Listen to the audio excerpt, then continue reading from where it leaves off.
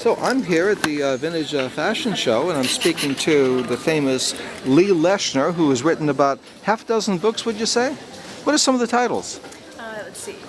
Secrets of Collecting Jewelry. Secrets of Collecting Jewelry. And Vintage Jewelry. And Vintage Jewelry. And Art Plastic Jewelry. Costume Jewelry. Rhinestone Jewelry. That's all. That's amazing. And Warman's Jewelry. Price guide or field guide.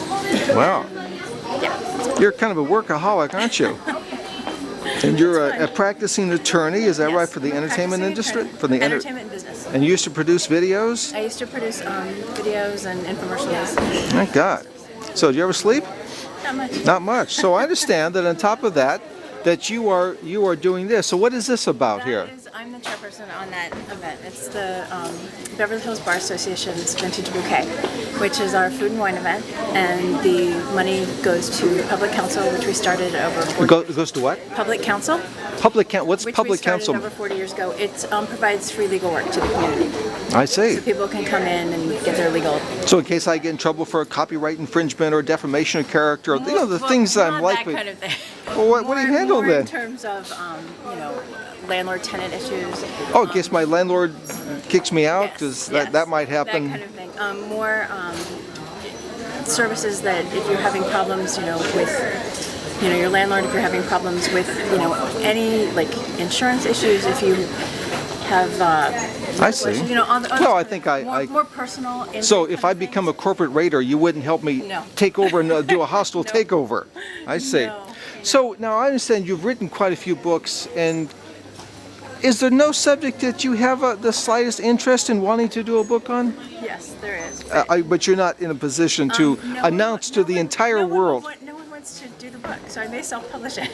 No one wants to do the book? No. Well, then you're safe to announce it. Well, then can you tell me what it's I about? would like to do one on Czechoslovakian jewelry. And why wouldn't that be of great interest? Do you know Lee Addy? The publishers seem to think that it's too limited. So they don't want to do a book on Czechoslovakian jewelry. Wow.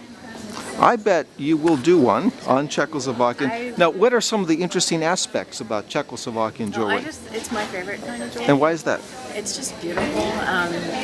I like the big ornate brass enamel and glass pieces. It's just beautiful. Wow. And the quality and the workmanship is really nice. So who were some of the great designers?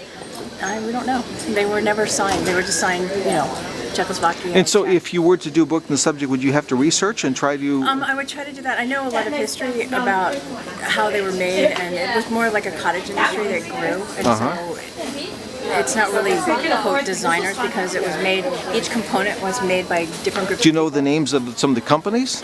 There's two companies, I don't know them offhand, that did a lot of the exporting.